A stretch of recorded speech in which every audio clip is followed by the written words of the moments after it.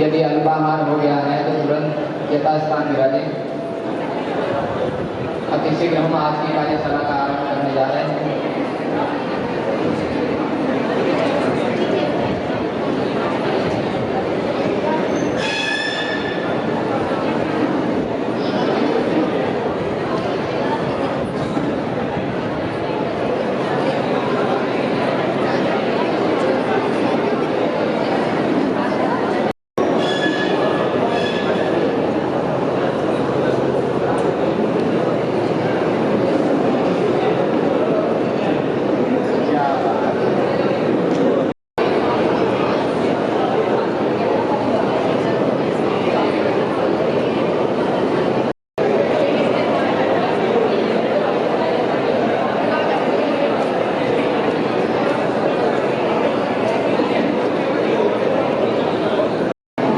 आसीन के विविध विद्यालयों से हमारे बीच पधारे विद्वान शिक्षकगण, शिक्षा क्षेत्र से जुड़े अन्य सभी साथीगण, आप सबका पुनः स्वागत।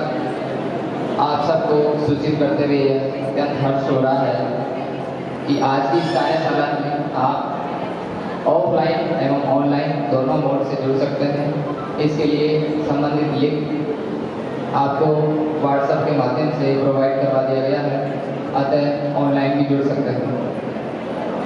आप सबसे इस संबंध में मेरा एक और निवेदन है कि कार्यशाला के उपरांत फीडबैक फॉर्म अवश्य फिल करें। इसके उपरांत ही आपको इस कार्यशाला में भागीदारी का सर्टिफिकेट मिल पाएगा।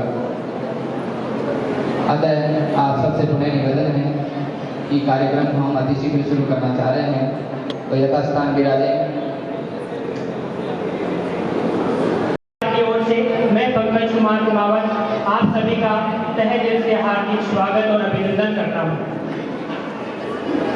कार्यशाला में पधारे समस्त विद्वान वक्तागण, अतिथिगण, गुरुवृंद, प्रिय विद्यार्थी, अन्य सुधी श्रोतागण, महाविद्यालय परिवार के समस्त सदस्यगण एवं YouTube के माध्यम से ऑनलाइन जुड़े हुए सभी वक्तागण एवं श्रोतागण से मेरा सादर अनुरोध है कि एक बार जोरदार अपनी करतल ध्वनि से मुझे आदेशित करें कि कार्यक्रम आरंभ किया जाए।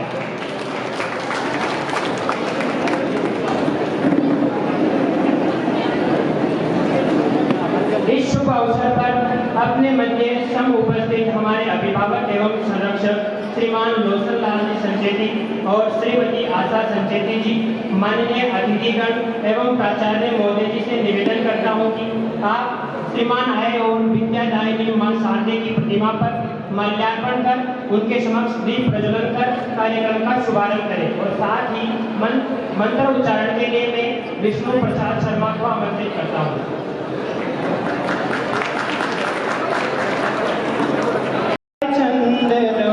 नवल कंठ नव जलद नव नभ के नव विहग वृंद में नव नभ के नव विहग वृंद को नव पर नव स्वर दे वर दे वीणा वादिनी वर दे वीणा वादिनी वर दे।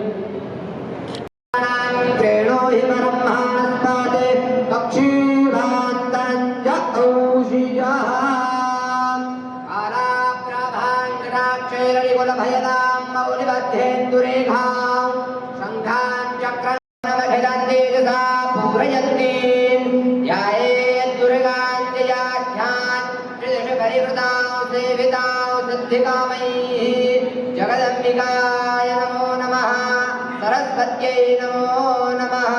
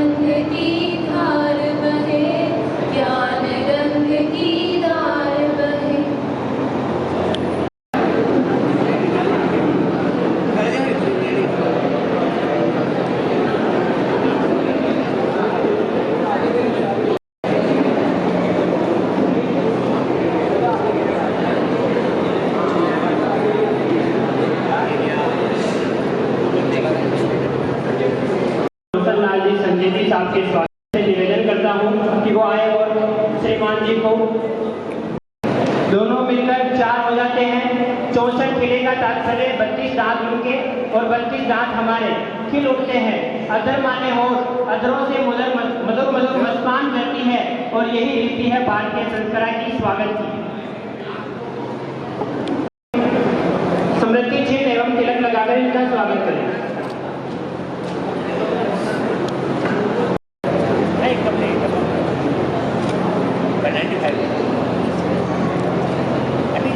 कुछ कैमरा पीछे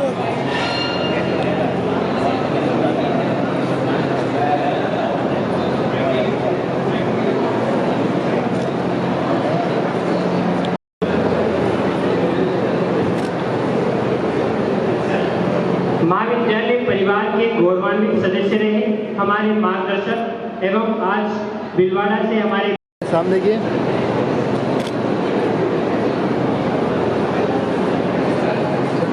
अतिथि देवो भव कहती है भारत की धरा।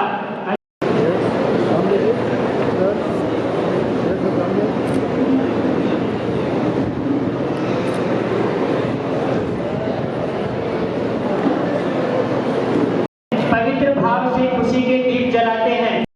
स्वागत नृत्य के लिए मैं आमंत्रित करना चाहूंगा सुश्री जिज्ञासा जिंगर। खुशियों का स्रोत है नृत्य, जीवन जीने का स्रोत है नृत्य।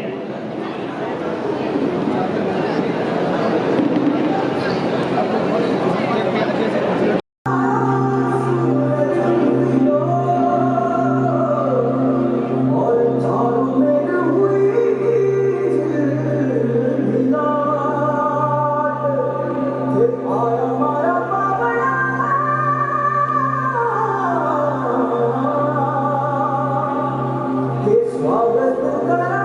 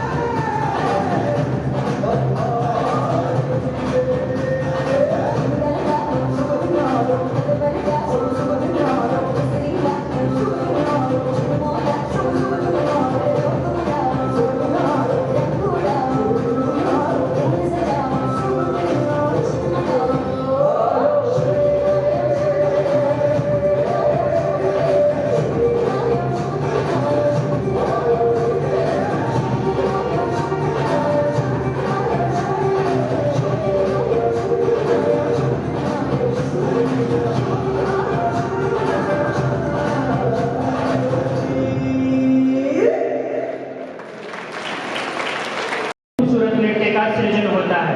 तो सभी अतिथियों के स्वागत के सम्मान में एक बार पुनः जोरदार तालियां हो जाए। हमारे बीच में विराजमान government girls senior secondary school Bhilwara से श्रीमती कमला चंदेलकर एवं श्री लादू लाल जी कावड़िया साहब, आपका भी इस कार्यशाला में बहुत बहुत स्वागत है। कार्यक्रम की इसी कड़ी में मैं हमारी संरक्षिका श्रीमती आशा मैम को मंच पर आमंत्रित करना चाहूंगा स्वागत संबोधन के लिए।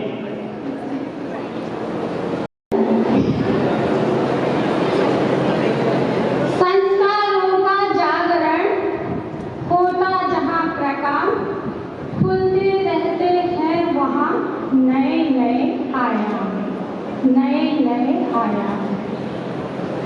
महाप्रज्ञ कॉलेज पवित्र प्रांगण और आज जो एक कार्यशाला का आयोजन किया जा रहा है,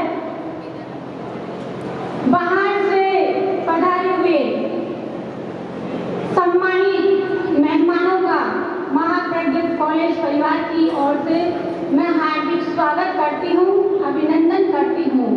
और आज की अध्यक्षता पद को सुशोभित करने वाले हमारे सर का स्पेशली स्वागत करती हूँ। उन्होंने अध्यक्षता नहीं, उनका खुद का अपना काम है और उनकी सेवाएं इस संस्थान को बराबर मिलती रहती है। तो मैं तहे दिल से उनके प्रति भी हार्दिक शुभकामना करती हूँ, मंगल कामना करती हूँ। और आज यहाँ विराजित जितने भी मेरे महाप्रज्ञ कॉलेज परिवार का अध्यापक परिवार, बच्चों और बाहर से जो पधारे हुए हैं, उन सब का हार्दिक स्वागत स्वागत स्वागत करती हूँ, अभिनंदन करती हूँ। और आप सब पधारे, इस परिवार, इस संस्थान को गौरवान्वित किया। आगे और आपके विचार हम सबको मिलेंगे, सुनेंगे और अच्छी विकास की को ऊंचाइयां देने की कोशिश करेंगे। तो मैं आप सबका पुनः पुनः हार्दिक धन्यवाद। बहुत बहुत धन्यवाद मैम। पिछले गलत उच्चारण के लिए मैं क्षमा चाहता हूँ। Government girls senior secondary school से हमारे बीच में पधारे हैं श्रीमती कमला रावत में महाविद्यालय प्रांगण, आपका बहुत बहुत आभार और बहुत बहुत धन्यवाद। कार्यक्रम की इसी कड़ी में मैं उद्देश्य कथन के लिए हमारे बीच आमंत्रित करना चाहूंगा श्री राहुल सिंह जी सोलंकी।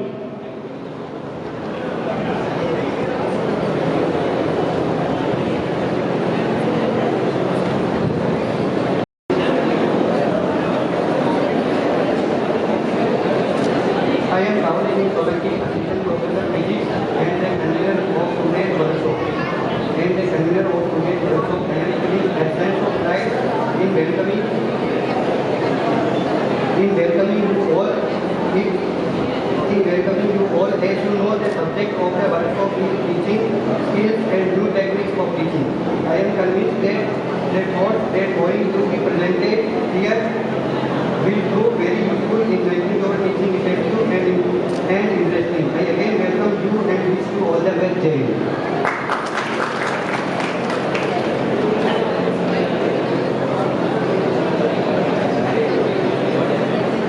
श्रद्धा ज्ञान देती है, नम्रता मान देती है। श्रद्धा ज्ञान देती है, नम्रता मान देती है, योग्यता स्थान देती है, पर तीनों मिल जाए तो व्यक्ति को हर जगह सम्मान देती है। आज की कार्यशाला को आरंभ करते हुए concept of teaching, teaching skills and teaching techniques, इन पे अपने विचार प्रस्तुत करने हमारे बीच उपस्थित हो रहे हैं विद्या कॉलेज भिलवाड़ा के principal sir doctor Jaswant Singh Chauhan.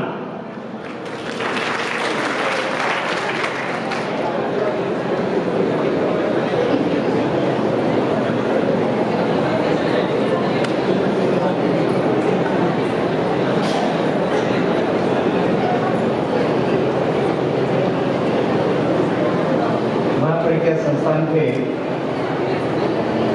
अध्यक्ष महोदय, डायरेक्टर महोदय, सचिव महोदय, मंचासीन अतिथिगण, स्टाफ और सभी प्रश्न,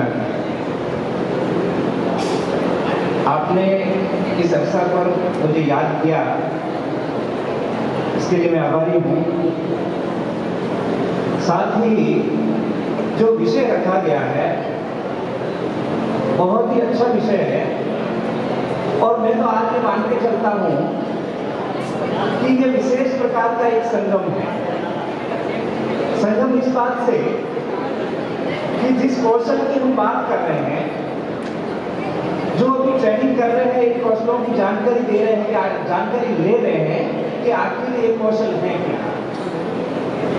जो टीचर्स एज ए टीचर विद्यालय में पढ़ा रहे हैं, डायरेक्टली इनडायरेक्टली वो इन कौशलों का प्रयोग कर रहे हैं, इसमें कोई संदेह नहीं। और इन कौशलों का प्रयोग करते हुए अपनी सेवाएं पूरी देकर के जो रिटायर होकर अपने बीच में उपस्थित है, तो मैं समझता हूँ ये विशेष प्रकार का एक संगम ही है। जो प्रशिक्षणार्थी ट्रेनिंग पा रहे हैं, मैं उनसे एक बात कहना चाहूंगा कि जब हम किसी भी काम की शुरुआत करते हैं तो निश्चित रूप से मान के चलिए कि उस कार्य को करना हमने आरंभ किया है, धीरे धीरे हम उस कार्य को करने की विधि जानने लगते हैं। एक बालिका रसोई में अपनी मां की हेल्प करती है खाना बनाने। ये कभी नहीं हो सकता कि वो पहले ही दिन गई और खाना बनाने में, सब्जी बनाने में एक्सपर्ट होगी, ऐसा हो ही नहीं सकता। धीरे धीरे वो अभ्यास करेगी और इस अभ्यास के द्वारा वह खाना बनाने में जो है दक्ष हो गई। तो खाना बनाना सीखना आरंभ किया, फिर जाकर के जो है बहुत सारे कौशल, उसमें हमें नहीं मालूम रहता क्या कौशल है। आटा कितना लेना है, जब वो जो है पहली बार चपाती बनाना आरंभ करती है तो वो पता नहीं उसके कितने पाउंड पड़ जाते हैं। लेकिन जब उसमें ये स्किल, ये कौशल जब डेवलप हो जाता है तो थोड़े समय बाद में जो है रोटी एकदम गोल बन जाती है। यही बात हर जगह लागू होती है।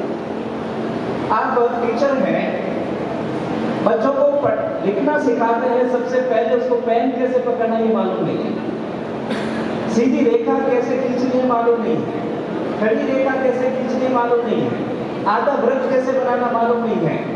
लेकिन धीरे धीरे इस अभ्यास के द्वारा जो है आप उसे लिखना सिखा देते हैं। तो मतलब ये हुआ कि हम किसी भी कार्य में कुशलता हासिल करते हैं। ये कुशलता हासिल करने के लिए जो विभिन्न प्रकार का समूह काम कर रहा होता है, ये कौशल है। हम शिक्षा क्षेत्र से जुड़े हैं, स्वाभाविक है कि हम शिक्षण कौशल पर बात करेंगे। आप सभी विद्यार्थी जो हैं, पहली क्लास से 12वीं तक जो रेगुलर पढ़े हैं, आपके टीचर्स को जो है आपने पढ़ाते हुए जरूर देखा है। और आपको जो टीचर्स पढ़ाते थे, उन हर टीचर्स ने किसी न किसी कौशल को प्रयोग में लिया, लेकिन कौशलों की जानकारी हमें नहीं थी, इसलिए हमें मालूम नहीं चला कि किस कौशल का प्रयोग किया जा रहा है। मैं सीधे तौर से प्रैक्टिकली जो है बात करना चाहूंगा। एक टीचर जो विद्यालय में आता है, क्लास में आता है, क्लास में प्रवेश लेने से लेकर के अंत में 40 मिनट का कालांश पूरा हो जाता है, फिर श्यामपट को साफ करके वो निकल जाता है। इस दौरान कम से कम 13 प्रकार के कौशल उसके द्वारा काम में लिए जाते हैं। जो विद्वान हुए हैं उन्होंने शिक्षण कौशल 13 प्रकार के बताए, जिसमें 7 कौशल जो है मुख्य रूप से माने जाते हैं। सबसे पहले एक टीचर जब हम क्लास में प्रवेश करते हैं तो पाठ की शुरुआत कैसे करें। सबसे पहला कौशल आता है प्रस्तावना कौशल, अथवा हम पाठ की शुरुआत कैसे करें। देखिए, पाठ आप जितना रुचिकर तरीके से जो है प्रस्तुत करने की कोशिश करते हैं, मान के चलिए कि आपका पाठ उतना ही सफल हो पाएगा। जो ट्रेनिंग कर रहे हैं, थर्ड ईयर के जो स्टूडेंट्स हैं, फोर्थ ईयर के जो स्टूडेंट्स हैं, ये इंटर्नशिप के लिए गए हैं, तो स्वाभाविक है कि उन्होंने पाठ पढ़ाए होंगे। तो सबसे पहले क्लास में एंट्री होने पर आप पाठ की जो शुरुआत करते हैं, वह पहला कौशल काम में ले रहे होते हैं, उसका नाम है प्रस्तावना कौशल। हमें डायरेक्ट जाकर के जो है पाठ की शुरुआत नहीं कर लेनी चाहिए, बच्चों को अपने से जोड़ने की कोशिश करनी चाहिए। आपके सामने जो स्टूडेंट्स बैठे हैं, कई प्रकार का ज्ञान उनके मस्तिष्क में है, लेकिन आप धीरे धीरे जो है उनको प्रश्नों के माध्यम से अपने टॉपिक पर लाने की कोशिश करते हैं। जो प्रस्तावना निकाली जाती है या बच्चों को पाठ से जोड़ा जाता है, उसके भी 13 प्रकार हैं। 13 प्रकार से जो है आप पाठ की प्रस्तावना निकाल सकते हैं। लेकिन सामान्यतः हम प्रश्नोत्तर के द्वारा प्रश्न पूछकर जो है प्रस्तावना निकालने का ज़्यादा कसरत में है, उसको ज़्यादा काम में लेते हैं। लेकिन इसके साथ साथ आप प्रत्यक्ष वस्तु दिखाकर जो है प्रस्तावना निकाल सकते हैं। पैरेलल कोई कविता कहकर जो है प्रस्तावना निकाल सकते हैं। जैसे प्रत्यक्ष वस्तु दिखाकर हम कैसे प्रस्तावना निकालें, क्योंकि आज की वर्कशॉप है वो इसलिए है कि हम यूं तो सब पढ़ाते हैं, लेकिन क्या हम इसमें कुछ सुधार ला सकते हैं या प्रैक्टिकल तौर से हमें किन किन बातों पर ध्यान देना चाहिए। आज इसका जो उद्देश्य है इस कार्यशाला का वो ये है। जैसे आप 7वीं क्लास के बच्चों को पाठ पढ़ाना चाहते हैं सम्राट अशोक। अब आप प्रश्नोत्तर के माध्यम से भी इसकी प्रस्तावना निकाल सकते हैं, लेकिन प्रत्यक्ष वस्तु दिखाकर के जो है आप पाठ से कैसे जोड़ें। आप बच्चों को एक सिक्का दिखा सकते हैं, बच्चों को पूछ सकते हैं बेटा ये कितने रुपए का सिक्का है। बच्चे बताएंगे 5 रुपए का। कम से कम सामने जो बैठे हैं वो तो जो है जरूर बता देंगे कि 5 रुपए का है, 2 रुपए का है, 1 रुपए। वेरी गुड, बहुत अच्छा बच्चों। इसके एक तरफ जो है 5 रुपए इसका मूल्य लिखा है, इसके दूसरी तरफ क्या है बच्चे बताएंगे साहब जो है अशोक स्तंभ है या भारत का राष्ट्रीय चिन्ह है। वेरी गुड, बहुत अच्छा बच्चों। ये जो अशोक स्तंभ है ये कहां से लिया गया है, बच्चे बता नहीं पाएंगे। तो बच्चों आज हम इसी अशोक स्तंभ से रिलेटेड जो है महाराज ने इसने इसको जो है निर्माण किया था, उसका अध्ययन करेंगे। उनका नाम है सम्राट अशोक। ये जो है प्रत्यक्ष वस्तु दिखाकर आपने पाठ की शुरुआत की। ऐसा करने से हमें थोड़ा कुछ जो है बच्चों को इन्वॉल्वमेंट जो है मिलता है, और ये प्रयास किया जाना चाहिए कि बच्चों को पाठ से जोड़ें। आप प्रश्नोत्तर के माध्यम से प्रस्तावना अगर निकालने हैं तो वहां पर प्रयास करें कि प्रश्न जो है बच्चों के पूर्ण ज्ञान पर आधारित होना चाहिए, तभी आपके प्रश्नों के उत्तर मिलेंगे। जो एक्सपर्ट हैं वो ये मानते हैं कि आपकी प्रस्तावना अगर सफल हो जाती है तो ये मान के चलिए कि आपका 50% पाठ जो है पूर्ण हो चुका है, यानी बहुत सफलता उसमें आपने हासिल कर दी है। ये हुआ प्रस्तावना कौशल, जो कि 13 कौशलों में से एक जो है मुख्य कौशल कहा जाता है। क्लास में एंट्री होते ही हम सबसे पहले पाठ की शुरुआत की, इसका मतलब आपने प्रस्तावना कौशल काम किया। दूसरा आता है व्याख्या कौशल।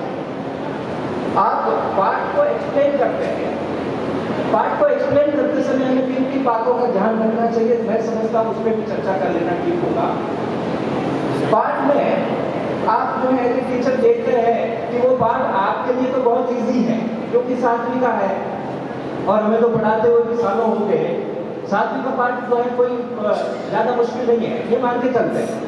लेकिन ये भी जो है बिल्कुल सही है, सत्य है कि 7वीं का जो पाठ रखा गया है तो आपकी 7वीं की क्लास में सब बच्चे जो है प्रतिभाशाली हो नहीं सकते, बहुत होशियार हो नहीं सकते। 3 प्रकार की कैटेगरी बच्चों की जो है पाई जाती है, प्रतिभाशाली, सामान्य और पिछड़े बालक। तो आप जो पाठ पढ़ा रहे हैं, इस पाठ में कुछ कंटेंट्स ऐसे होंगे जो पिछड़े बालकों को समझने के लिए टफ होंगे। जब आप उसका एक्सप्लेन करते हैं तो एक्सप्लेनेशन के लिए आप कई प्रकार के जो टफ कंटेंट्स हैं उसको इजी बनाने के लिए आपने टीचिंग एड को काम में लिया। आप एक्सप्लेन कर रहे हैं, लोकल उदाहरण दीजिए। लोकल उदाहरण देने से क्या होगा कि कई प्रकार के जो बच्चे हैं जो कि समझ नहीं पा रहे हैं ये कहना क्या चाह रहे हैं। आप बहुत अच्छी तरीके से जो पढ़ाने की कोशिश कर रहे हैं, लेकिन बच्चा जो है उस कॉन्सेप्ट को नहीं पकड़ पा रहा है आप बताना क्या चाहते हैं। आपने गलती से जो है लोकल कोई उदाहरण दिया। आप ज्योग्राफी पढ़ा रहे हैं और ज्योग्राफी में ये पढ़ा रहे हैं सरप्राइजिंग किसे कहते हैं, या ऐसी आकृति जहां पर जो है तीनों तरफ पानी से घिरी हुई हो। बच्चों को ये जो समझा नहीं पा रहे हैं, अब बार-बार परिभाषा दे रहे हैं, बार-बार एक्सप्लेन करने की कोशिश कर रहे हैं। बच्चों को कहिए, बच्चों आपके पास में फलाना तालाब है, किस किसने देखा है? फट से बच्चा हाथ खड़ा करते हैं, अधिकतर बच्चे हाथ खड़ा करें। वेरी गुड बच्चों। इसके इस तरफ जो है ये गांव सातों खड़ा है, इधर जो है पानी से ये तीर जो है पूरी बड़ी है, इस तरफ जो है गोकेला है, इस तरफ है मराकन है। तीनों तरफ ये 3 प्रकार के जो अलग अलग गांव है, तीनों तरफ जो है पानी भरा हुआ है। बच्चों इस प्रकार तो आकृति जो भूभाग तीनों तरफ से या ऐसी बड़ी भूराशि जो कि तीनों तरफ से जो है पानी से घिरी हो, इसको ये कहते हैं। अब आपने लोकल उदाहरण दिया, बच्चे ने ना तो कोई प्रशांत महासागर देखा, ना हिंद महासागर देखा, ना जो है कोई कुछ देखा, लेकिन रीचो का तालाब सबने देखा। आपने लोकल उदाहरण दिया और उस लोकल उदाहरण के द्वारा बच्चों को समझा दिया कि तीनों तरफ जो भूभाग पानी से घिरा उसको ये कहते हैं। आप व्याख्या कर रहे हैं, आप पहले ये तय करें कि वास्तव में कक्षा के स्तर के मुताबिक कौन से कंटेंट्स जो है टफ है, उनका चयन पहले कर देगा। आपको उसको जो किस तरीके से एक्सप्लेन करें, तो टीचिंग एड का काम में लें, साथ साथ लोकल उदाहरण दें। ऐसा करने से निश्चित रूप से हम टफ से टफ कंटेंट्स को इजी बना सकते हैं। तीसरा आता है दृष्टांत कौशल, यानी हम उदाहरण दें तो भी इस प्रकार से दें कि बच्चों का कॉन्सेप्ट क्लियर होता चला जाए। तो अधिकतर व्याख्या कौशल में इसको हम उपयोग ले लेते हैं, इसलिए मैं इस पर ज्यादा चर्चा नहीं करना चाहूंगा। नेक्स्ट वन है प्रदर्शन कौशल। फोर्थ ईयर के जो स्टूडेंट्स हैं इसमें जो बैठे हैं, मैं उनसे जानना चाहूंगा कि भाई ये प्रदर्शन कौशल क्या है। आप तो वहां पाठ पढ़ा रहे होते हैं, आप वहां कौन सा प्रदर्शन कर रहे हैं, लेकिन हम एज ए टीचर जरूर वहां प्रदर्शन कर रहे होते हैं। आप कोई ऐसी कविता पढ़ा रहे हैं जिसमें हाव भाव से जो है वो कविता पेश करनी है, यह आपका प्रदर्शन। शोले फिल्म का जो डायलॉग, उसमें गब्बर सिंह ये जानना चाहता था कितने आदमी थे वो आभार में आ गए, लेकिन उसका बोलने का जो लहजा है वो इस बात को जो है प्रकट कर रहा है कि उसके मन में कितना गुस्सा है, जबकि वो जानना तो ये चाहता है आप तो जो है इतने देर वहां इतने कितने बहुत सारे थे आभार में आ गए, लेकिन नहीं। तो यहाँ हम देखते हैं कि जहाँ कोई हाव भाव जो है प्रस्तुत कर रहे हैं, प्रकट कर रहे हैं, ये प्रदर्शन कौशल है। आप कविता को पढ़ा रहे हैं झांसी की रानी की, और आपकी आवाज ऐसे निकल रही है जैसे झांसी की रानी लक्ष्मीबाई के सुर लेती तो बहुत आश्चर्य करती है ये क्या होता है। यहाँ हम देखते हैं आप टीचिंग एड जो है सेलेक्ट करते हैं, वो किस लिए करते हैं कि आपने ये समझा कि इस क्लास के लिए ये टीचिंग एड इसलिए बनाया जा रहा है कि ये कंटेंट थोड़ा टफ है। आपने उसको टफ समझा इसलिए टीचिंग एड बनाई। अब यहाँ ये कौशल हमें डेवलप हो, इसके लिए क्या ध्यान रखना चाहिए। होता क्या है कि ये स्टूडेंट्स जो इंटर्नशिप के लिए जाते हैं, ये टीचिंग एड तो बना लेते हैं या पढ़वा लेते हैं। अब टीचिंग एड बना लिया, पाठ पढ़ा रहे हैं, जब तक कोई टीचर देखने के लिए नहीं आया जब तक तो बड़ा आराम से पढ़ा रहे थे, लेकिन जो ही कोई टीचर आके बैठ गया, क्या पढ़ाना है क्या नहीं पढ़ाना भूल जाते हैं। और सहयोग ये रहा कि कंटेंट्स भी उसी टाइम में आया जहां पर आपको टीचिंग एड डिस्प्ले करना था। टीचर आगे बैठ गए, आप भूल गए, पूरा पाठ पढ़ा दिया, फिर शाम तक तो इधर घूमे, आपको याद आया टीचिंग एड तो रह गया। फिर आप फिर से उसको हाथ में लेके बोलते हैं बच्चों झांसी की रानी लक्ष्मीबाई को देखा आपने? बच्चे कहते नहीं देखा। ये देख लो, ये झांसी की रानी लक्ष्मीबाई है ना, और ये इसका बेटा जो है ये पीठ पर बंधा है। ये टीचिंग एड का प्रदर्शन बिल्कुल सही है। टीचिंग एड का प्रदर्शन आपको वहां करना चाहिए था जहां पे कंटेंट्स आया। उसको तो है जब आपने इतनी मेहनत से बनाया है तो उसको तो है ठीक टाइम पे परफेक्ट टाइम में आपको डिस्प्ले करना था। पॉइंटर से जो है उसको एक्सप्लेन करना था, झांसी की रानी लक्ष्मीबाई किस प्रकार से अपने बच्चे को पीठ पर बांध कर जो है लोगों के अंग्रेजों के साथ में लड़ी थी। आप उसका एक्सप्लेन करें फिर उसको उतार कर रख लें। जनरली क्या होता है कि ये क्वेश्चन हमें प्रॉपर डॉक्यूमेंट नहीं होता, तो हम क्या करते हैं कि टीचिंग एड को बताया, डिस्प्ले कर रखा है और पूरा जो है पढ़ा दिया पाठ, और फिर प्रश्न पूछते हैं। वहां जो है टीचिंग एड वहीं पे लगा हुआ है, आप उसमें से प्रश्न पूछते हैं बच्चों झांसी की रानी लक्ष्मीबाई ने अपने पुत्र को जो है किस प्रकार से जो युद्ध में जाने से क्या कैसा क्या किया था। अब बच्चा तो उसमें देख रहे साहब टीचिंग एड लगे तो उसको देख के पढ़ से बता लेंगे पीठ पे बांध के लगी थी, ये था वो था। तो टीचिंग एड को प्रॉपर जब रेफरेंस आता है तो आप उसको डिस्प्ले करें, उसके बारे में थोड़ा 2 मिनट के लिए बोलें, फिर उसको वहां से हटा दें। तो ये हुआ प्रदर्शन कौशल। इससे नेक्स्ट जो कौशल आता है वो है प्रश्न निर्माण कौशल। जनरली हम लोग क्या करते हैं, राधा जाती है बाजार क्यों? भाई मीनिंग तो उसका वही निकल रहा है जो आप प्रश्न में पूछना चाहते हैं, लेकिन एसवीओ के आधार पर, सब्जेक्ट वर्ब और ऑब्जेक्ट के आधार पर उसमें वाक्य विन्यास प्रॉपर होना चाहिए। आप प्रश्न ऐसे बनाएं जिनका एक सटीक उत्तर हो, प्रश्न छोटे हों, भाषा शुद्ध हो, बच्चे फट से हमें समझ सके, इस प्रकार के प्रश्नों का निर्माण जो है हमें करना चाहिए। प्रश्न पूछते समय भी हम एज ए टीचर गलती कर जाते हैं। हम कोई एक प्रश्न पूछते हैं और बच्चे हाथ खड़ा कर लेते हैं। जनरली हमारी, देखिए जहाँ टीचर्स नाम से मैं यूज कर रहा हूँ उसमें मैं भी इंक्लूड हूँ, तो कहीं ऐसा नहीं है कि टीचर्स के लिए कुछ बोलूँ आप बुरा माने, ऐसा नहीं है। टीचर्स आप भी हैं, मैं भी हूँ, लेकिन ये गलतियाँ प्राय हम कर लेते हैं, इसलिए मुझे बोलना पड़ता है। अब बच्चे जो है, आपने प्रश्न पूछा, जनरली क्या होता है कि जो बच्चे हाथ खड़ा कर रहे हैं हम उन्हीं से प्रश्न पूछते हैं। क्यों भाई? आपका पढ़ाने का उद्देश्य यही है कि वही बच्चे होशियार बने। आप प्रश्न जब पूछते हैं तो ये भी प्रयास करें कि जो बच्चा जो है प्रश्न हाथ खड़ा नहीं करना है। हो सकता है उस प्रश्न का उत्तर वो बच्चा जानता हो, लेकिन झिझक के कारण से वो हाथ खड़ा नहीं करता। एक तरफ हमारा जो उद्देश्य होता है शिक्षक का बच्चों को बोलने योग्य बनाना, तो आप उस बच्चे को तो इस उद्देश्य की पूर्ति क्या करवा रहे भाई? तो प्रश्नों का जो है डिस्ट्रीब्यूशन जो होता है वो पूरी क्लास में हो। एक बार आप उस कोने से पूछ लीजिए, एक बार इस कोने से पूछ लीजिए, एक बार इससे पूछिए, एक बार वहां से पूछिए, एक बार जो है जो हाथ नहीं खड़ा कर रहा है उससे भी पूछिए। तो ये है प्रश्नों का डिस्ट्रीब्यूशन। तो प्रश्नों का निर्माण करना और प्रश्न किस प्रकार से पूछे जाने चाहिए, ये भी एक प्रकार का कौशल है जो हर एक टीचर जो है क्लास में काम दे रहा होता है। नेक्स्ट वन आता है श्यामपट कौशल।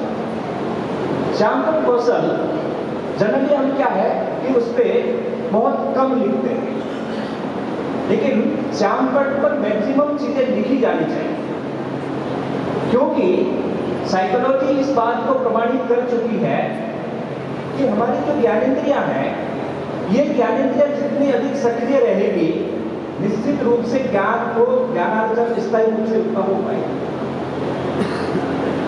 आप 3 घंटे की फिल्म देखते हैं, बहुत लंबी होती है। 3 घंटे की फिल्म देख करके जब घर आने पर आपसे कोई पूछे तो आप 3 घंटे की पूरी फिल्म उनको वापस सुना लेते। इसका मतलब होशियार तो आप हैं, इसमें कोई डाउट नहीं है। लेकिन वहां ऐसा क्यों हुआ? और इधर जो है हम 30 मिनट पढ़ाते हैं, 30 मिनट में जो कंटेंट्स पढ़ाया है 1 घंटे बाद पूछेंगे तो उसमें कई बच्चे जो जवाब नहीं दे पा रहे। तो ये गलती बच्चों की नहीं है। एज ए टीचर कहीं न कहीं हमारी गलती रही है। भाई ये बात तो हम भी मानते हैं कि 100% आप बच्चे 100% आपकी बात को 100% समझ जाएंगे, ऐसा तो हो नहीं सकता। कुछ बच्चों में जो है सीखने में कमी रहती है, रिटेंशन पावर उनका कम होता है, ऐसी स्थिति में कम सीखेंगे।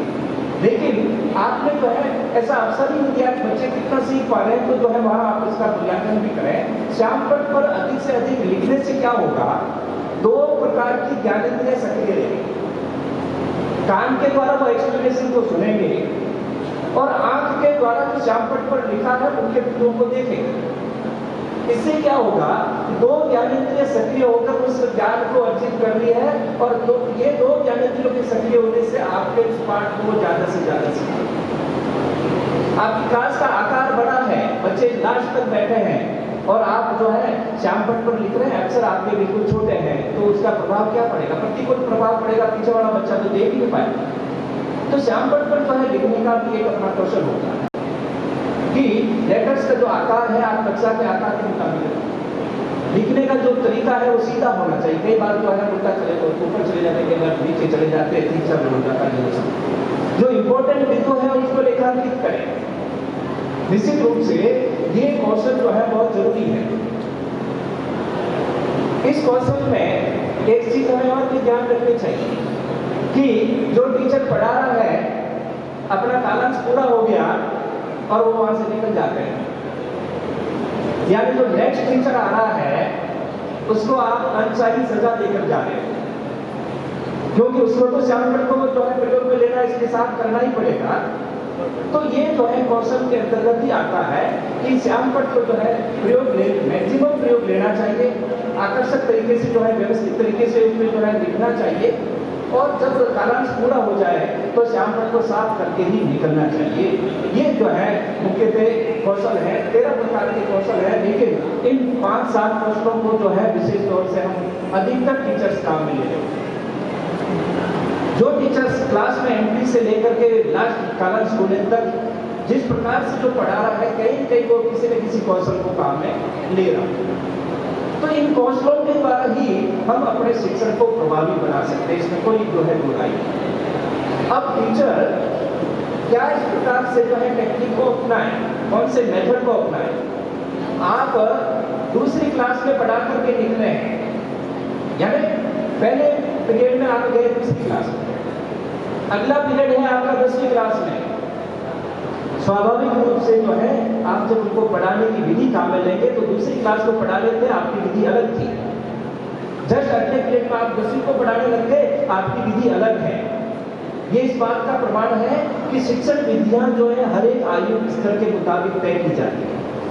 आप टीचर ये नहीं है जस्ट एक 5 मिनट बाद में आपका जो है कालांश बदल गया तो आपने 10वीं में जाते ही आपका टीचिंग मेथड अलग आ गया, टेक्निक जो है आप अलग काम में लेते हैं।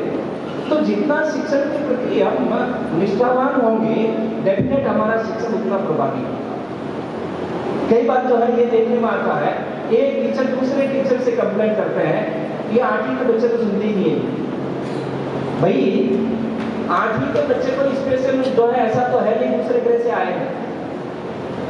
6वीं के बच्चे हैं, 7वीं के हैं, 9th के हैं, 10th के हैं, सारे इसी के क्रम के हैं। तो 8वीं के बच्चे भी उसी के क्रम के हैं।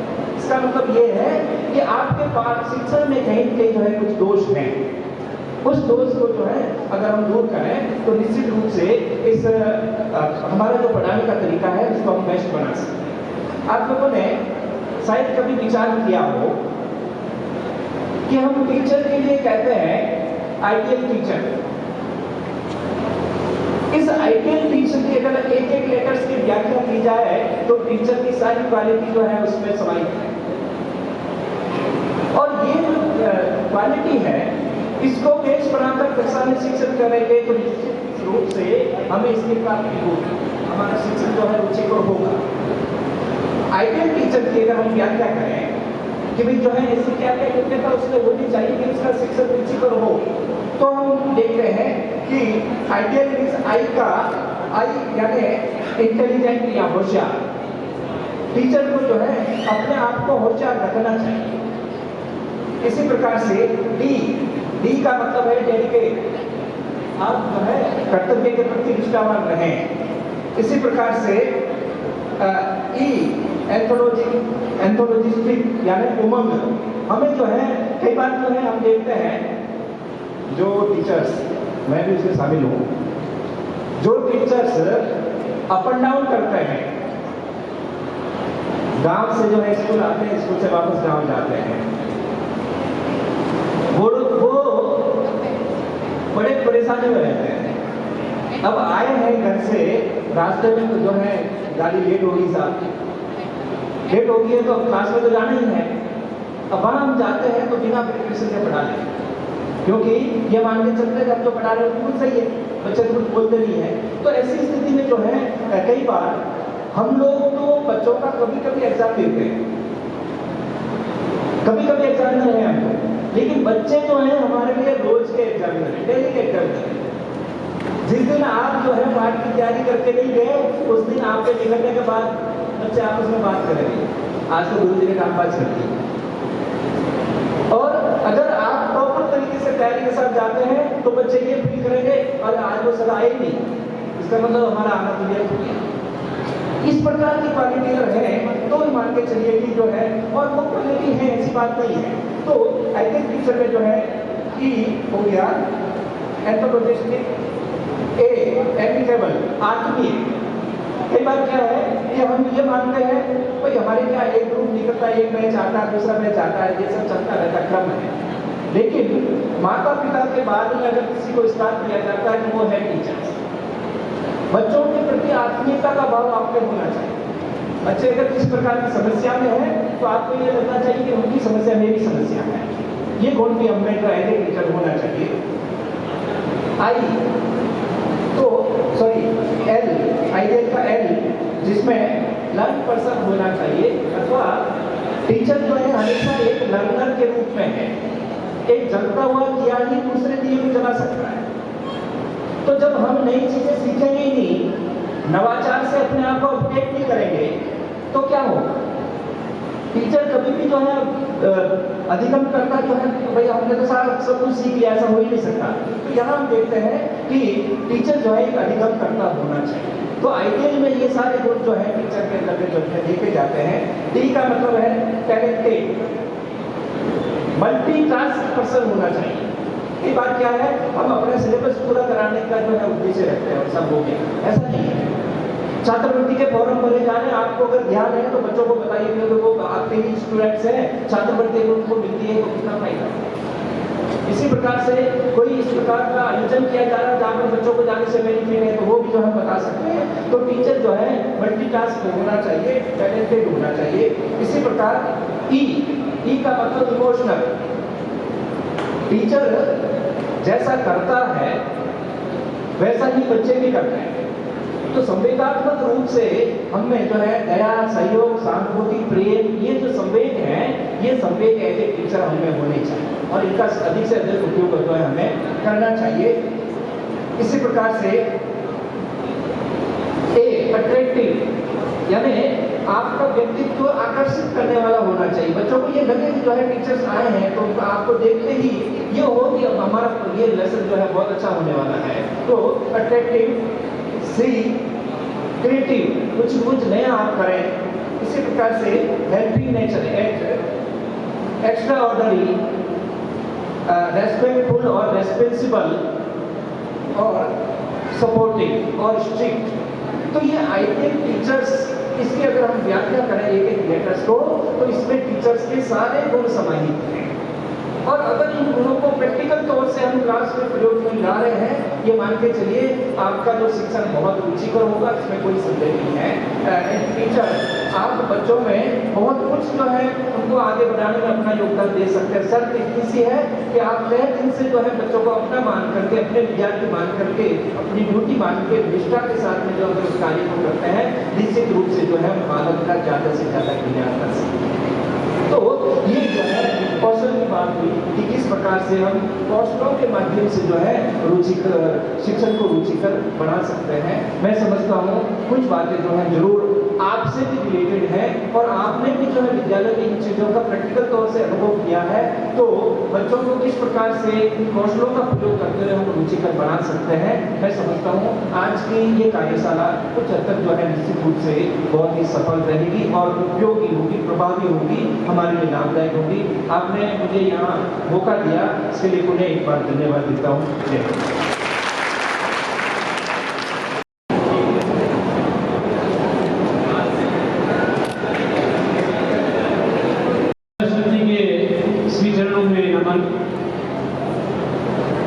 आचार्य महाप्रभु जी के चरणों में नमन। मंच पर विराजमान हमारे आश्रम ब्लॉक के मुख्य जिला शिक्षाधिकारी आदरणीय नागला साहब, महाप्रभु कॉलेज के प्रबंधक आदरणीय संजीती साहब, मैडम, शेख मुरलीधर महर्षि में से पधारी हुई बहन कमला,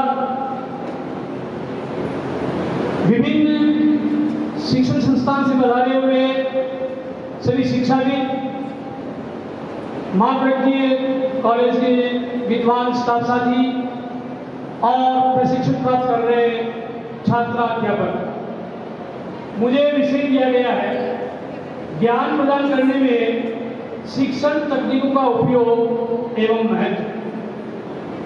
आदरणीय डॉक्टर साहब चौहान साहब ने प्रभावी उद्बोधन दिया भी और अपने प्रभावी उद्बोधन में आपने विभिन्न प्रकार के कौशल कैसे विकसित किए जाए इस बात पर चर्चा की।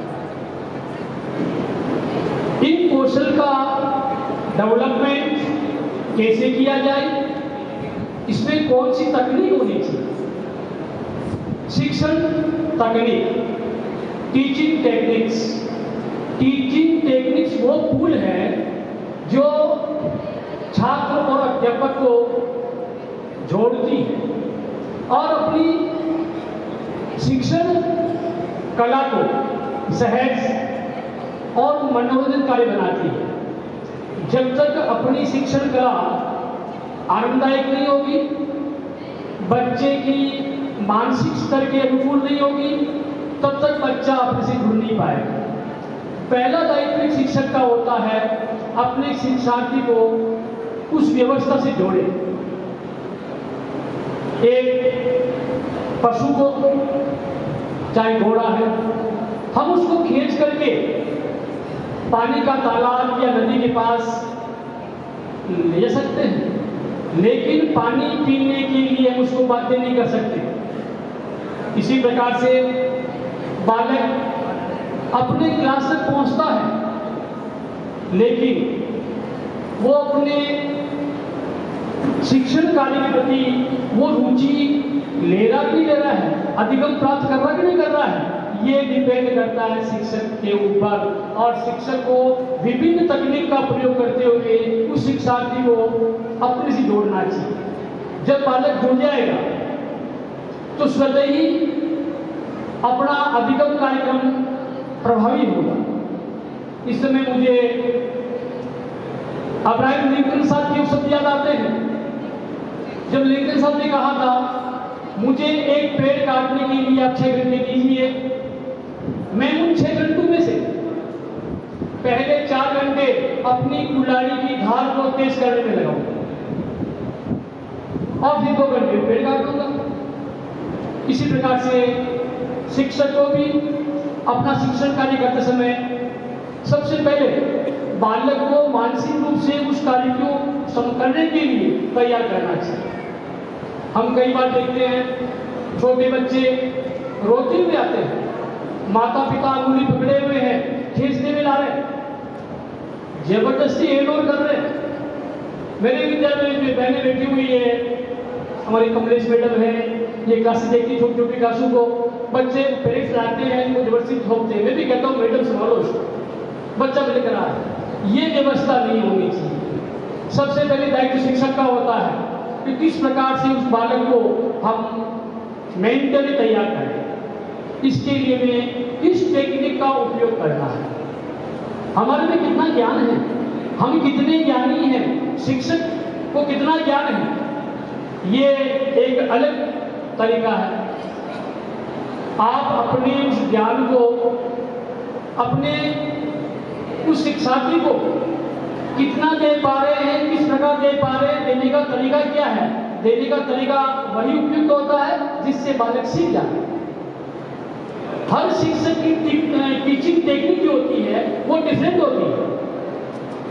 किसी भी एक क्षेत्र को बढ़ाने के लिए एक शिक्षक अलग टेक्निक का उपयोग कर रहा है, ये जो आवश्यक नहीं है कि दूसरा शिक्षक उसी का उपयोग करे। हमें यहाँ से भिलवाड़ा जाना है, भिलवाड़ा पहुंचने के लिए अनेक मार्ग हो सकते हैं। हम उसी मार्ग का चयन करते हैं जो हमें सुगम लगता है, अच्छा लगता है, हम उसी मार्ग पे जाएंगे। शिक्षक को भी इस प्रकार से टीचिंग टेक्निक का प्रयोग, उसका चयन अपने अनुसार, अपने विवेक के अनुसार और अपने जो शिक्षार्थी हैं उनका मानसिक स्तर क्या है, उनके अनुकूल करना चाहिए, जिससे उसका शिक्षण कार्य आनंददायक हो सके, बच्चा मानसिक रूप से उस शिक्षण व्यवस्था से जुड़ सके। यदि ऐसा कर लिया तो निश्चित रूप से हमारा शिक्षण कार्यक्रम जो है वो प्रभावी होगा, स्थायी होगा और बच्चा मानसिक से जुड़ेगा और रोता हुआ नहीं आएगा, बल्कि बड़े ही हर्षोल्लास के साथ में हमारे विद्यालय में आएगा, क्लास में उपस्थित होगा। क्लास को जीवंत बनाने का दायित्व भी शिक्षक का होता है और क्लास को जीवंत बनाने के लिए भी शिक्षक को विभिन्न टेक्निक्स का प्रयोग करके क्लासरूम को जीवंत बनाना चाहिए। अभी वर्तमान में समावेशी शिक्षा की बातें की जा रही है। नई राष्ट्रीय शिक्षा नीति 2020 आ चुकी है और इसके अंदर भी समावेशी शिक्षा का उल्लेख किया गया है। समावेशी शिक्षा एक ही क्लासरूम के अंदर विभिन्न व्यक्तित्व वाले विद्यार्थियों को एक समान शिक्षा प्रदान करना, ये हमारे लिए एक चुनौती है। और इस चुनौती का सामना हम तभी कर पाएंगे जब हमारे में वो कला है कि हम किस टेक्निक का प्रयोग करें। अनेक टेक्निक्स होती है शिक्षण का लिए। अभी हमारे नए छात्राध्यापक बैठे हुए हैं और इस शिक्षा जगत का भावी दायित्व आप लोगों के कंधों पर है। मुझे बहुत खुशी है हमारे डॉक्टर साहब जो यहाँ के डायरेक्टर महोदय हैं आदरणीय शंकर जी, जिन्होंने एक पवित्र और नेक कार्य किया है शिक्षा जगत के लिए। ऐसे कार्यक्रम बहुत कम होते हैं जबकि होने चाहिए। देश की उन्नति के लिए, देश के विकास के लिए भावी शिक्षकों को, वर्तमान शिक्षकों को, शिक्षाविदों को ऐसी जानकारी मिलनी चाहिए और जानकारी मिलने के लिए यही अच्छा प्लेटफॉर्म होता है। इसके लिए आपने बहुत अच्छा प्रयास किया। मैं तहे दिल से इस महाविद्यालय का आभारी हूँ कि आपने ऐसा अच्छा प्रयास किया है जो होना चाहिए। मैं बात कर रहा हूँ भावी जो हमारे छात्राध्यापक महोदय हैं, विराजे हुए हैं। आप भावी शिक्षक हैं और राष्ट्र का सारा बजट आपके ऊपर है, शिक्षा जगत का आपके ऊपर है और भावी नागरिक तैयार करना आपके कंधों के ऊपर ये वजन है। आपको तहे दिल से ये प्रशिक्षण प्राप्त करना चाहिए और विभिन्न जो टेक्निक्स हैं उन टेक्निक्स को आपके अपने जीवन में लेना चाहिए। कई बार जो है आपको एंट्रेंस के लिए भेजते हैं, तब भी एक क्या करते हैं, उसको जो है प्रयास कर लेते हैं और उनको जुगाड़ बिठाने का वहाँ की संस्था प्रधान से मिल करके मैं नहीं आऊँ और मेरी लग जावे उपस्थिति, ये गलत तरीका है। हमें डेफिनेटली वहाँ जाना चाहिए, बच्चों से जुड़ना चाहिए। इससे आप बच्चों की जो साइकोलॉजी है उसका अध्ययन कर पाओगे और हमें किस प्रकार से कौन सी टेक्निक का प्रयोग करना है आप वहाँ सीख पाओगे। मैं कुछ बातें जो महत्वपूर्ण है मैं नोट करके लाया हूँ, ये मैं आपके बीच रखना चाहूँगा। वर्तमान समय में भारत सरकार जैसा मैंने से निवेदन किया कि समावेशी शिक्षा के सिद्धांत को अपना रही है, जिसमें सभी प्रकार के छात्रों को एक ही क्लासरूम के अंदर समान शिक्षा प्रदान करना का विचार रखा गया है। ये विचार तभी संभव होगा जब हम जो है उचित टेक्निक्स का प्रयोग करें। शैक्षिक तकनीक का सामान्य शब्दों में विधायक क्या होता है का अध्यापक द्वारा शिक्षण के दौरान प्रयुक्त की जाने वाली एक विधा है। इसे हम एक टूल के रूप में प्रयोग करते हैं, टूल औजार के रूप में। अब ये शिक्षक के ऊपर डिपेंड करता है वो किस टूल का प्रयोग करें। पानी अलग अलग होते हैं, पर जो मशीनरी में काम करते हैं तो कौन सा टूल कहाँ लगता है, ये मैकेनिक एक टीचर होता है।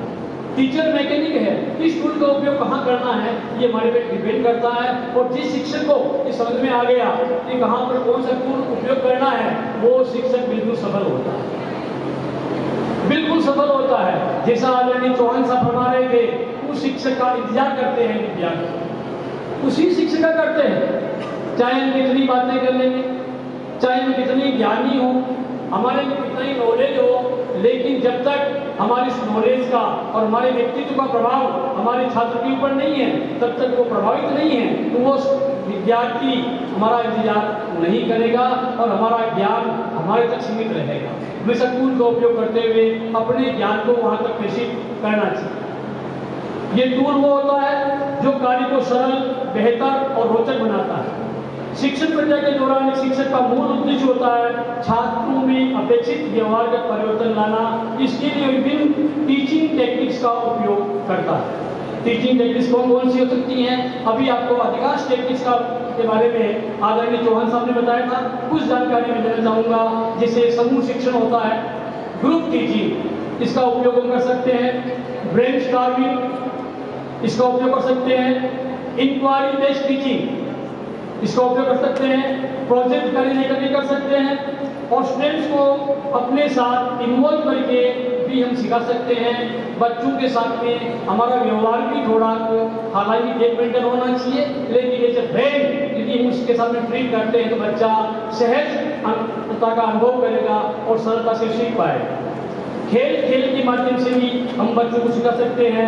व्यक्तिगत विभिन्नताओं के अनुरूप शिक्षण प्रदान करना, ये भी हमारी टेक्निक हो सकती है। प्रत्यक्ष अनुभव को सिखाना, project, video, TV, film, script आदि का प्रयोग करके भी बच्चों को अपना शिक्षण प्रदान कर सकते हैं। एक अध्यापक के लिए विषय का ज्ञान होना नितांत आवश्यक होता है, और जितना वो आवश्यक होता है उतना ही आवश्यक है शिक्षण तकनीक का ज्ञान। सफल शिक्षक वही होता है जो क्लासरूम में जाने से पहले कम से कम 20 मिनट्स या 30 मिनट्स आज मुझे क्या पढ़ाना है उसको देख लें। कभी भी शिक्षक को ये नहीं मानना चाहिए कि आई एम परफेक्ट, मैं पूर्ण हूँ। कभी कोई व्यक्ति पूर्ण नहीं हो। जब भी क्लास में जाना है, मैं आज भी जाता हूँ क्लास के अंदर, मैं स्वयं पहले जो है देखता हूँ कि मुझे आज क्या पढ़ाना है। जबकि मैं विगत 30 वर्षों से एक ही सब्जेक्ट का शिक्षण कार्य करवा रहा हूँ, फिर भी मुझे तैयार होना पड़ता है। यदि आप में परफेक्टनेस है, ये भी आप एक टेक्निक है, ये भी अपनी टीचिंग की टेक्निक है, जिससे आप छात्रों के ऊपर अपना अच्छा प्रभाव छोड़ सकते हैं और आप जो शिक्षण कार्य करवा रहे हैं उस शिक्षण कार्य को प्रभावी ढंग से अपने शिक्षार्थी तक पहुंचा सकते हैं। यदि आपने अपने सब्जेक्ट की तैयारी की है तो एक शिक्षक अपनी बेहतर टेक्निक के माध्यम से खेल नीति को जीवंत बनाते हुए सिखा सकता है, जबकि दूसरा टीचर उसी टॉपिक को किसी अन्य विधा से भी दे सकता है। विधा वही अच्छी है जिसके माध्यम से अपना शिक्षार्थी सीख सके और मनोवैज्ञानिक तरीके से हम ये जांच लें कि हमारा जो शिक्षार्थी है उसको क्या चाहिए, क्या फील कर रहा है, उसको मानसिक रूप से जोड़ सके, ऐसी विधा का हमें चयन करना चाहिए। इस प्रकार से विभिन्न जो टेक्निक्स हैं उसमें एक ये भी है चित्र माध्यम से चित्र दिखा करके यहाँ पर एक चित्र जो है 1000 शब्दों का बयान कर सकता है। तो स्पष्ट है कि चित्र, मॉडल, ऑडियो, वीडियो का प्रभाव शिक्षण प्रक्रिया पर बहुत गहरा प्रभाव डालता है, स्तर प्रभाव डालता है। जैसा भी बात आई थी यहाँ पे, एक फिल्म को देखने के बाद में किसी विद्यार्थी से पूछे तो 3 घंटे की स्टोरी को बिल्कुल जो है लगातार वो स्पष्ट कर सकता है, लेकिन 30 मिनट की जो क्लास होती है उस बात को कर सकता है। तो इस प्रकार से हम जो है चित्र के माध्यम से भी बच्चे को स्थायी रूप से ज्ञान देने का हम प्रयास कर सकते हैं। विज्ञान वर्ग है, विषय है, ज्योग्राफी है, तो इनके अंदर में प्रैक्टिकल टेक्निक का ही प्रयोग करना चाहिए जिससे एक प्रभावी शिक्षण कार्य हो सके। अंत में मैं यही निवेदन करूंगा कि विभिन्न जो टीचिंग टेक्निक्स हैं उनका प्रयोग करें, लेकिन बच्चे के मानसिक स्तर का आकलन करते हुए साइकोलॉजिकली बच्चे का मानसिक स्तर क्या है, बच्चा क्या चाह रहा है, उसके अनुरूप अपनी टेक्निक का प्रयोग करें। हो सकता है टीचिंग के वक्त बच्चे का जुड़ नहीं पा रहा है, छोटा बच्चा है, खेल में रुचि है, तो पहले पढ़ते उसको प्राथमिकता देवें ताकि बच्चा जो है मानसिक रूप से जुड़ सके। ऐसी टेक्निक का प्रयोग करना चाहिए कि बच्चे की रुचि अपने क्लासरूम की में जागृत हो और दौड़ करके आवे। तो ये इसका प्रयोग करके हम क्लासरूम को जीवन बना सकते हैं और अपनी शिक्षण अधिगम प्रक्रिया को बहुत ही सहज, सरल और मनोरंजन बना सकते हैं, जिससे कि एक अमिट छाप बच्चे पर रहे, दिया हुआ ज्ञान स्थायी रूप से बच्चे में समाहित हो। मैं अंत में संपूर्ण महाविद्यालय परिवार का हृदय से आभार व्यक्त करता हूँ। आपने बुलाया, मान सम्मान दिया, आप सभी का आभार। जय भारत, जय हिंद।